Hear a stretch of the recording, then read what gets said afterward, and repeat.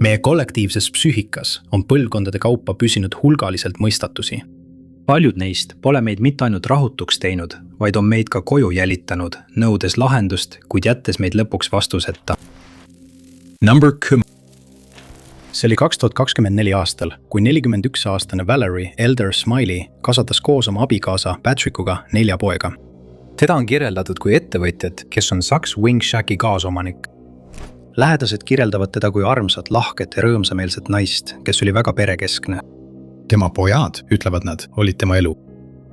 Ta oli oma töö üle väga uhke ja oli usaldusväärne töötaja.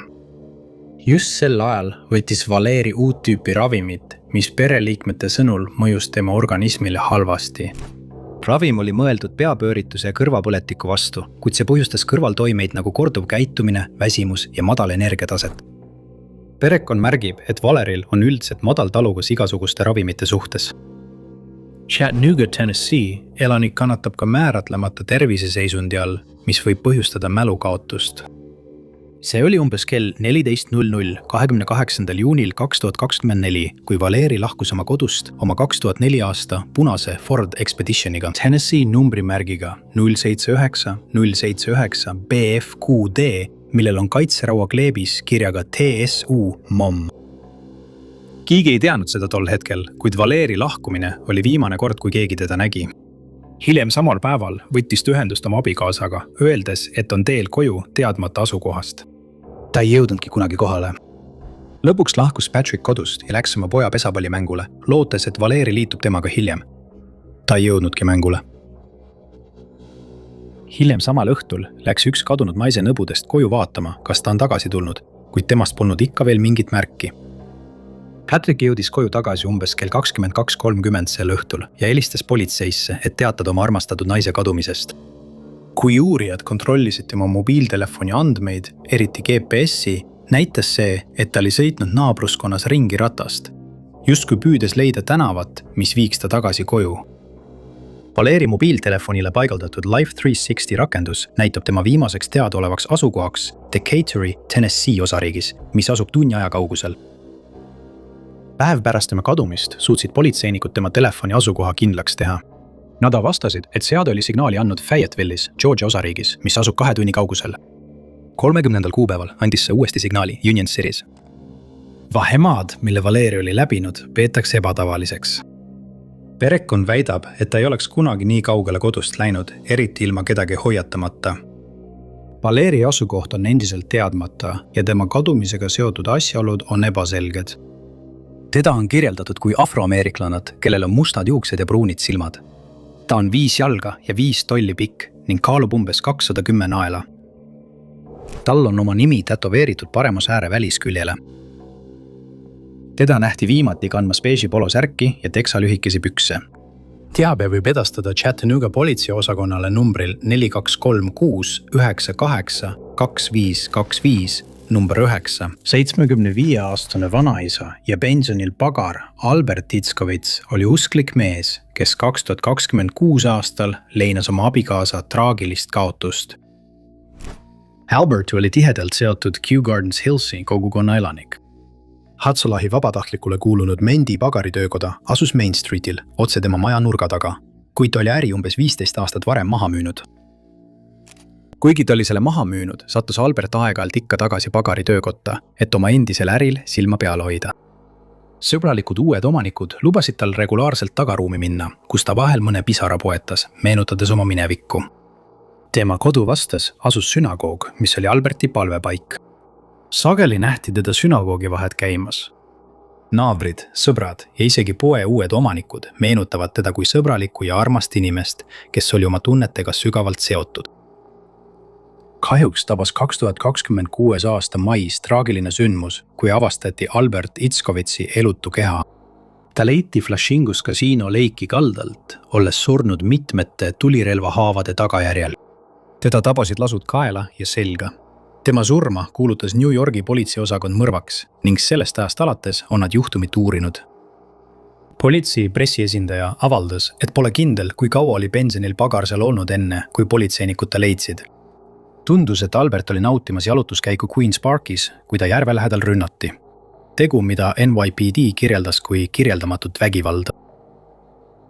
keegi ei peaks kartma oma turvalisuse pärast, kui nad naudivad meie parke või jalutavad meie naabruskondades, rõhutasid nad.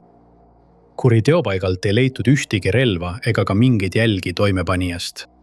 Ühtegi sõrmejälge, jalajälge ega kangakiudu. Pargis on turvakaamerad, kuid ükski neist ei paistnud olevat suunatud pargi selles suunas. keegi ei näinud seda tegu pealt. Juhtum jäi kohe soiku, jättes uurijad lõputule vastuste otsingule. kuritegevuse tõkestamise organisatsioon Crime Stoppers on pakkunud $3500 suurust preemiat teabe eest, mis aitab mõrva lahendada ja süüdlased trellide taha panna. Tiivet selle õõvastava juhtumi kohta saab edastada NYPD kuritegevuse tõkestamise vihjeliinile numbril 1-800-577-84-77-8. 77-aastane Lucy Burns on Wakanda, Washingtoni elanik. Aastal 2024 elas ta Grouse Spring Roadi piirkonnas koos oma 2 koeraga, kelleks olid valge labrador ja must pitbull. On teada, et tal on dementsus. Umbes kell 13.30 10. augustil lahkus ta oma kodust jalgsi koos 2 koeraga, kellega ta tegi lühikese tavapärase jalutuskäigu mööda Grouse Spring Roadi. Kui ta hiljem samal õhtul koju ei naasnud, muutus tema perekond murelikuks ja alustas kohe tema otsinguid. Kui temast ega koertest ei leidnud ühtegi jälge, teatasid lähedased Lucy kadumisest kohalikule politseijaoskonnale. Tema vanus ja tervislik seisund sundisid võime väljastamas Silver Alerti teate, mis tõmbas juhtumile laialdast tähelepanu. Uurijad said peagi teada, et Lucy oli kadumise päeval hilisel pärastlõunal lähtud. Tunnistaja vihje järgi nähti naist Terota Creek Roadi ja Cougar Creeki ristmikule ajavahemikus 17.30 kuni 18.00. See piirkond asub tema kodust umbes 1,5 miili kaugusel. 3 päeva pärast tema kadumist, 13. augustil, leiti Lucy labrador. Koer oli ise koju tagasi rännanud. Ka pitbull on sellest ajast saadik üles leitud, kuid Lucy asukoha kohta pole rohkem vihjeid saadud. Praegu on ta kantud ohustatud ja kadunud isikute nimekirja ning politsei loodab kogukonna abile, et saada võimalikke vihjeid, mis võiksid aidata Lucy koju tagasi tuua. Lucy on kirjeldatud kui valgenahalist naist, kellel on hallid juuksed ja sinised silmad. Ta on 5 jalga 11 tolli pikk ja kaalub umbes 140 naela. Tiivet Lucy Burnsi kadumise kohta saab edastada Okanagani maakonna šerifi büroole numbril 509 4227 200. Asutuse juhtumi numbriga S240 5160 number 7. Rousier Romain Orange'i linnast New Jerseyst töötas Whole Foods Marketis Vaux Hallis. Just see töökoht sai ootamatult tema õnnetu kadumise taustaks. See oli 2024. aasta 21. aprillil, kui Rousier suundus Whole Foods Marketisse aadressil 2245 Springfield Avenue, Vaux Hall, New Jersey. Ta käis oma vahetuses nagu tavaliselt ja kolleegide sõnul tundus kõik normaalne, kuid sulgemise ajal oli midagi selgelt valesti. Rousierit polnud kusagil näha. Ta polnud oma elukohta naasnud ja tema auto oli parklasse maha jäetud. Alles 3 päeva hiljem märkas murelik pereliige, et mehega pole ühendust saadud ja andis temast kadumisest teada New Jersey osariigi Unioni valla politseiosakonnale. Edasine uurimine näitas, et kuigi Rousier tundus sel päeval normaalne, juhtus siiski midagi ebatavalist. Umbes kell 15.40 tema kadumise päeval lahkus Rousier väidetavalt ootamatult oma töökohalt. Teda nähti jalgsi parklas suundumas aia poole, mis piirneb S78-ga tema töökoha kõrval. Unioni politseiosakond viis piirkonnas läbi põhjaliku otsingu koos koeraüksuste abiga, kuid Rousieri asukoha kohta rohkem vihjeid ei leitud. Kadunud mehe mobiiltelefon on sellest ajast saadik välja lülitatud või on tõenäoliselt aku tühjaks saanud.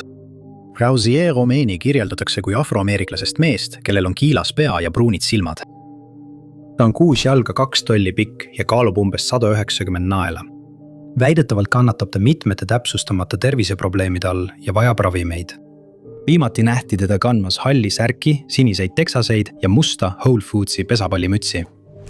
TV võib edastada Unioni valla politseiosakonnale numbril 9088 515 asutuse juhtumi numbriga 2343 7212 number 6. Somerseti, Kentucky elanik Angela Storms oli 33-aastane, kui ta kadus 23. detsembril 2025 ebatavalistes oludes, mida uurijad siiani püüavad lahti mõtestada. Perekonnaliikmete sõnul nähti naist viimati sel päeval Sulphur Springs Hollow Roadi piirkonnas. üks perekonnasõber nägi teda hiljem samal õhtul maantee 192 ja Stewart Roadi ristmiku lähedal. Pole teada, kuhu Angela suundus või mis suunas ta liikus, kuid ta ei jõudnud kunagi koju tagasi ning keegi pole teda sellest ajast alates näinud ega temast kuulnud. Lähedased kinnitavad, et ta poleks kunagi oma lapsi maha jätnud. Nad olid tema elu ja nende hülgamist peetakse täiesti tema loomusele mitte vastavaks. Kui võimudele teatati sellest kummalisest kadumisest, hakkasid nad juhtunu asjaolusid uurima, kuid jäid lõpuks vastakuti vastuolulise teabe ja mitmete omavahel mitteklappivate raportitega. Mõned neist raportitest viitavad sellele, et Angela lahkus oma kodust ilma kingade ja jakita. Teine raport väidab, et ta viidi Afro McDowelli regionaalhaiglasse ja vabastati päev hiljem, mil ta väitis, et suundub Louisville'i. Need raportid paigutavad Angela tema kadumise ajal 3 erinevasse kohta, mis teeb uurimise keerulisemaks. Ühtegi viimast teadaolevat asukohta pole kinnitatud. Perekonnaliikmed on sellest ajast alates hakanud jagama flaierid ja kinnitama kadunud isiku plakateid laternapostidele üle kogu Somerseti. Nad on tema heaolu pärast sügavalt mures ja usuvad, et midagi halba on juhtunud. Lähedased on alustanud GoFundMe kampaaniat, lootuses koguda piisavalt raha, et pakkuda tasu kõigile, kellel võib olla teavet Angela Stormi asukoha või kadumise asjaolude kohta. GoFundMe kampaania kannab nime Hope for Angela Reward Fund. Tiivet selle kadumise kohta saab edastada Pulaski maakonna šerifi büroole numbril 6066 785 145. Number 5. 18-aastast abiturienti Brady Dale Flowers II peeti Jackson Reedi keskkoolis silmapaistvaks sportlaseks ja liidriks. Ta oli kooli jalgpallimeeskonna kapten ja oli seda spordiala mänginud juba lapsepõlvest saati. Brady kuulus ka lacrossi meeskonda ning aitas oma koolil meistrivõistlused võita. Tema ambitsioonid ulatusid aga kaugemale kui ainult sport. Bradyl oli kirg kokanduse vastu ning ta töötas Gordon Ramsay restoranis The Wharf. Ta aitas ka oma pere toitlustusäris. Ta kavatses jätkata peretraditsiooni sõjaväeteenistuses, liitudes Ameerika Ühendriikide õhuväega, järgides oma vanaisa jälgedes. Brady lähedased kirjeldavad teda kui elavat noormeest, kelle unistused katkesid järsult selle aasta alguses. 2026 aasta 7. mail, vaid mõned nädalad enne kooli lõpetamist, tulistati Bradyt ühes allees CVS'i poe taga, vaid mõne 100 jala kaugusel Jackson Reedi keskkooli jõusaalist, kuid oli koos oma sõpradega. Tähtjalgpallur sai raskelt igastada ning hoolimata arstide ja õdede parimatest pingutustest suri ta järgmisel päeval haiglas, kuna kirurgid ei suutnud tema kehast kuuli üles leida. Piirkond, kus teda tulistati, on kooli õpilaste seas tuntud kogunemiskoht. See tänavaleik muutub kooli lõppedes ummikuliseks. Vaiksed tänavad asenduvad sagiva stseeniga, kus õpilased tormavad kiirtoidurestoranide vahet või kogunevad gruppidesse. Sellel tänavalõigul ei olnud mõrvad sellel põhjusel tavalised, kuna suure osa rahva hulgast moodustasid õpilased. Keegi ei suutnud selle vägivaldse teo motiivi kindlaks teha. Brady jalgpallikaaslased austasid teda kui karismaatilist näljameest, kes naeratas alati laialt. Tal näiliselt polnud vaenlasi ja ta oli kõigi vastu lahke. Sel päeval kandis Brady endaga kaasas $600 sularahas, mille ta kavatses kasutada eelseisvaks palliks riiete ostmiseks. See raha leiti pärast juhtunud tema koolikotist, mis välistas röövi kui motiivi. Mõrvauurijad otsivad endiselt toimepanijat, kuid kedagi pole veel arreteeritud. Nad vaatavad läbi tundide kaupa videovalvet ja teevad edusamme kohtaekspertiisi analüüsis. Politsei pakub nüüd $25,000 preemiat teabe eest, mis viib selle vägivalla teo eest vastutavate isikute tabamiseni. Kõigil, kellel on teavet, palutakse võtta ühendust politseiga numbril 202 727 9099 või saata vihjeid numbrile 50411. Number 4. 58-aastast Vicky Lynn Maisi on tema armastav tütar kirjeldanud kui vaba hingega inimest. Ei olnud haruldane, et tema ema ei helistanud nädalaid, kuid 10. juuni 2025 tähistas muutuse algust, kui tavapärane suhtlematus muutus murettekitavaks. Sel päeval nähti Vickit viimati DA veokite peatuses aadressil 225 East Evergreen Street, Stratford, Missouri. Seal teatasid tunnistajad, et nägid naist koos tema musta ja pruuni taksi segu koera Little Maniga. Kuus ronisid nad tundmata juhiga sõidukisse ja lahkusid veokite peatusest.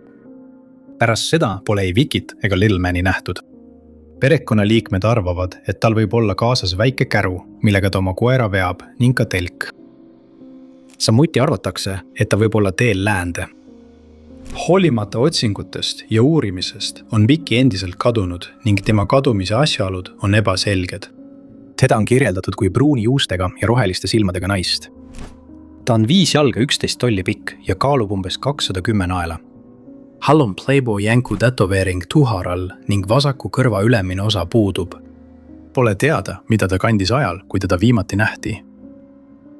Selle juhtumi kohta on vähe teavet, mistõttu on politseiosakond nõutu ja täielikult sõltuv avalikkuse abist. Uurijad loodavad, et kõik võimalikud tähelepanekud, vihjed või juhtlõngad antakse teada ja aitavad neil õigele teele jõuda.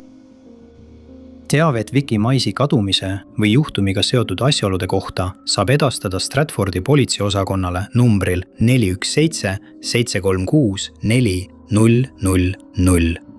YouTube'i agentuuri number on märgitud kui 2510 251 1090. Number 3. Caldwellist Idaho osariigist pärit Fulton Ingalls McKinney läks 2024 aastal koos sõbraga reisile, kuid ta ei naasnud sealt enam. See oli 19. juuli reisi keskel, kui tema ja ta sõber sattusid väikesele erimeelsusele teadmata teemal.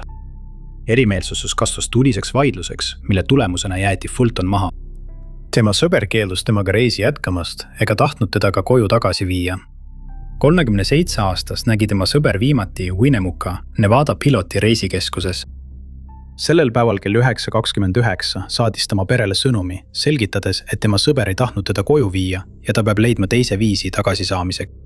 Meeleheitlikult koduteed otsides palus Fulton mööduvatelt võõrastelt abi. Väidetavalt nähti teda sisenemas sõidukisse koos tundmatute inimestega. See oli viimane kord, kui keegi teda nägi või temast kuulis. Kui mees järgmistel päevadel koju ei naasnud, muutusid lähedased üha murelikumaks ja andsid temast kadunuks. Järgnenud uurimine jälgis tema telefoni, mille viimane signaal tuvastati Elko suunas. Uurijad avastasid, et tema debetkaarti kasutati viimati Elko lähedal asuvas bensiinijaamas. Jälg Fultoni asukoha kohta lõpeb siin järsult. Kadunud meest on kirjeldatud kui Kaukaasia päritolu meest, kellel on pruunid juuksed ja sinised silmad. Ta on 5 jalga 11 tolli pikk ja kaalub umbes 145 kuni 155 naela. Väidetavalt on tal arm paremal küünarnukil ja paremal puus all. Fultonil on ka mutt paremal põsel ja punane sünnimärk kõrva taga. Viimati nähti teda kandmas liikesi pükse, T-särki ja retseptiprille. Siivet selle kadunud isiku asukoha kohta saab edastada Caldwelli linna politseiosakonnale numbril 208 45 5 3 115, number 2. 80-aastase Shirley Victoria isikliku elu ja ajaloo kohta pole palju teada. Ta elab Illinoisi osariigis Chicagos ja väidetavalt kannatab dementsuse all. Just tema vanus ja meditsiiniline diagnoos tekitavad tema perekonnas ja kogukonnas nii suurt muret tema turvalisuse pärast. 2025 aasta novembri esimesel nädalal kadus tollal 79-aastane naine South Bennetti tänava 8900 kvartali piirkonnast. Hiljem leiti ta üles ja peeti turvaliseks kuni 21 märtsini 2026, mil ta ootamatult teist korda kaduma läks. Seekord kadus ta Calumet Heightsi linnaosas South Crandon Avenue 7700 numbri lähedusest, kuigi teine raport väitis, et ta kadus South Shore'i linnaosast. Pole teada, mida ta tegi või kuhu ta plaanis minna, kuid see oli viimane kord, kui keegi teda nägi või temast kuulis. Tema vanuses naine, nagu tema lähedased kinnitavad, ei kao lihtsalt niisama. Nad usuvad, et keegi nägi midagi, keegi teab, mis juhtus või nägi, kuhu ta läks. Shirley on kirjeldatud kui afroameeriklanad, kellel on hallikas pruunid juuksed ja pruunid silmad. Ta on 5 jalga ja 2 tolli pikk ning kaalub umbes 100 naela. Juhtum on endiselt lahendamata ning selle kohta on vähe teavet. Teavet tema asukoha või kadumisega seotud asjaolude kohta saab edastada Chicago politseiosakonna teise piirkonna numbril 312 747 578 95 juhtumi numbrile JK 191 040 Teise võimalusena võivad vihjeandjad võtta ühendust esimese piirkonna detektiividega numbril 312 747 838 0 või helistada numbrile 911. Number 1. Dwayne Omar Isaacs Jr. sündis 2004 aasta märtsis Bryant's Roadil, Marylandis.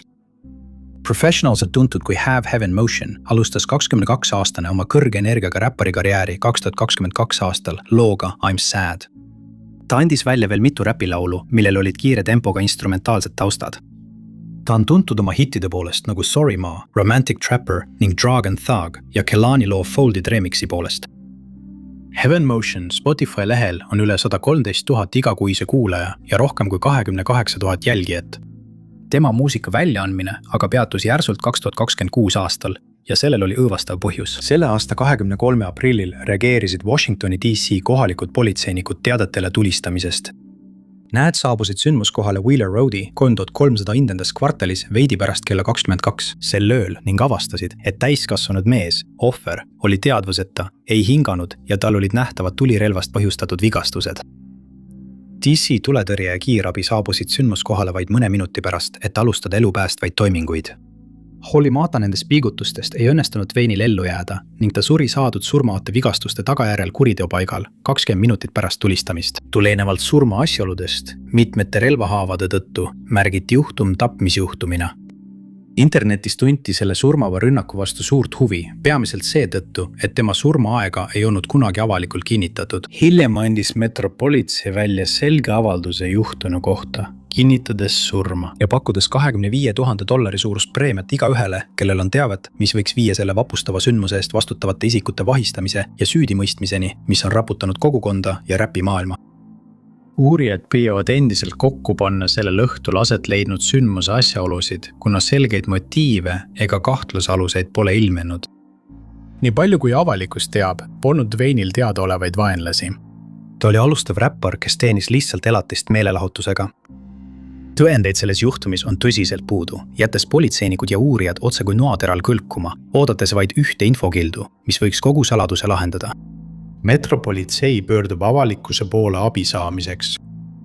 Teevet selle kohta, mis tol saatuslikul õhtul juhtus, võib edastada detektiiv Brian Browni numbril 202 441 3540. Detektiiv Marquez McRae numbril 202 32 93 102 või mõrvade osakonnale numbril 202 64 59 600. Teise võimalusena saab anonüümset teavet edastada helistades numbril 202 727 9099 või saates sõnumi numbrile 504 11